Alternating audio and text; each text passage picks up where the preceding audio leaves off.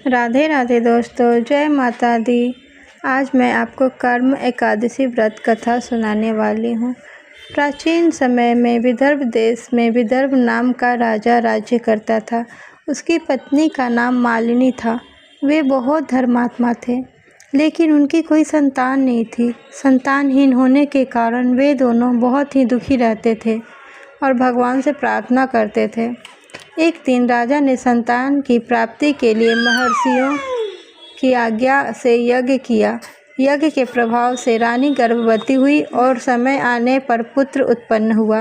राजा और रानी बड़े प्रसन्न हुए, लेकिन धीरे धीरे वह पुत्र बड़ा होकर दुष्ट, व्यसनी और पापी बन गया। वह दूसरों का धन हड़पता, बुरे काम करता और माता पिता का अनादर करता।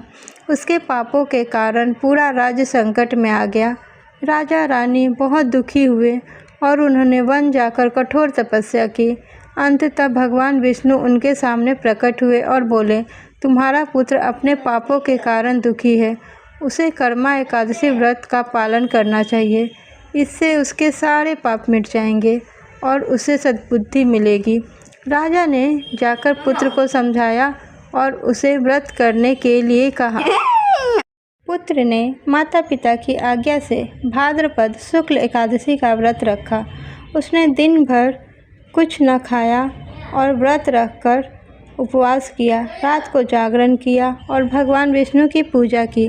व्रत के प्रभाव से उसके पाप नष्ट हो गए, उसका मन शुद्ध हो गया और वह सज्जन, धर्मात्मा और आज्ञाकारी बन गया।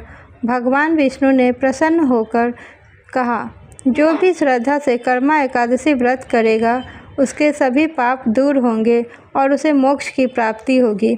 एकादशी का व्रत पापों का नाश करता है और मन को शुद्ध बनाता है। माता पिता की आज्ञा मानना और धर्म का पालन करना जीवन को सफल बनाता है। जो भी व्यक्ति भक्ति और श्रद्धा से कर्मा एकादशी करता है उसे परिवार में सुख और अंत में मोक्ष मिलता है। इसलिए भाद्रपद शुक्ल एकादशी को कर्मा एकादशी व्रत कहा जाता है और इस दिन लोग व्रत पूजा कर भगवान विष्णु से अपनी परिवार की मंगल कामना करते हैं। इस तरह कर्मा एकादशी व्रत कथा समाप्त हुई। दोस्तों, अगर वीडियो अच्छी लगी हो तो कृपया चैनल को लाइक और सब्सक्राइब करें और कथा को शेयर करें। धन्यवाद। राधे राधे। जय माता दी।